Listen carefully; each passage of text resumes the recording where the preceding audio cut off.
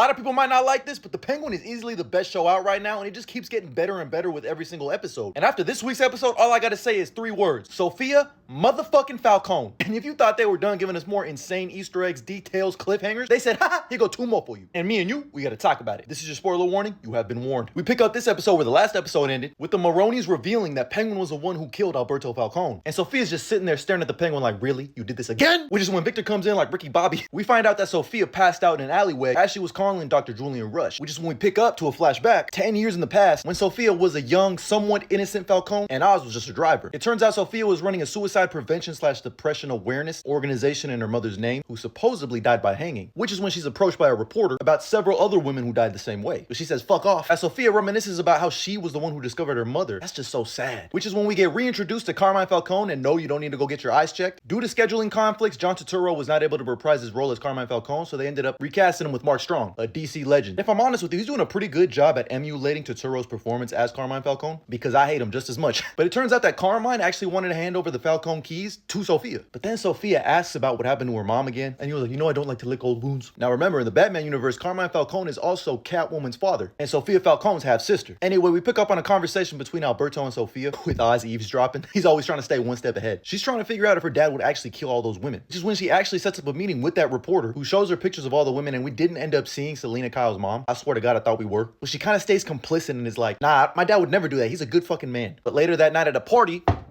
Sophia, it's your father. He wants to see you. Oz fucking snitched on her that she went to go talk to a reporter. And Carmine, he didn't like that. Not one bit. When she starts prodding him a little bit more about what happened to their mother, she realizes he's a fucking monster. And he starts saying, Sophia, you're not yourself. You sound crazy. Later that night, when Oz is driving Sophia back home, who, by the way, Sophia's pissed off. She's like, why the fuck would you snitch on me? They get pulled over by Kenzie, the mustache with the broken nose. Shit, at least somebody didn't get recast. But Kenzie starts telling Sophia that she's under arrest for the murder of all of those 7 women. This man Carmine really pinned those deaths on his own daughter. Oh my goodness. This is the father that you wish never came back from 7-Eleven. She's like, hold on, wait a minute. I had nothing to do with that. She looks at Oz and she's like, what the fuck are you doing? Did you have something to do with this? You can tell Oz actually feels bad. He's like, hold on, wait a minute. She didn't do that. She just talked to a reporter. But Kenzie tells Oz, if you know what's good for you, you'll shut up. And her lawyer couldn't even help her, as she immediately has to do at least 6 months in Arkham. They're trying to say she's crazy. The strip down and scrub down scene was crazy. Let's just say her first night there was not the best. For some reason, this lady right here was just unchained. And Sophia was like, nah, she's making a beeline right for me. Fuck. But throughout her time at Arkham, they keep trying to make her crazy. Put her under this shock therapy. And slowly but surely, she starts to lose her fucking mind. But Dr. Julian Rush low-key thinks she's innocent,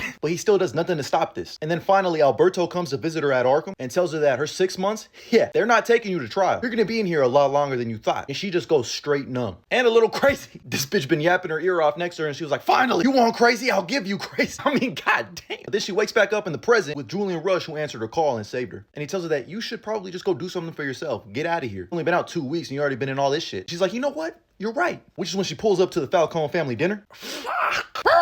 And decides to make a speech about how everybody in this room wrote a letter to her doctors at Ark that said that she was crazy when she was the only innocent one in this family. I thought for a second she was surely about to throw this fork just like it was the bear. But then she toasts to new beginnings. There's a nice little smoke break. Takes her niece into the greenhouse. And for a second I was like, what the fuck is she doing? But when she wakes up in the morning, it turns out she gassed the entire house and everybody is fucking dead. Everybody except one person who she saved the blicky for. And you guessed it, it's the bald-headed demon. Johnny Vitti, I'm gonna need you to listen to me. Oh, she's a boss. She's a fucking boss. There are no more Falcones in a way. Sophia knows everything about Oz. We're in for an all-out gang war at this point. I have no idea where this show is going, but it just keeps getting better and better.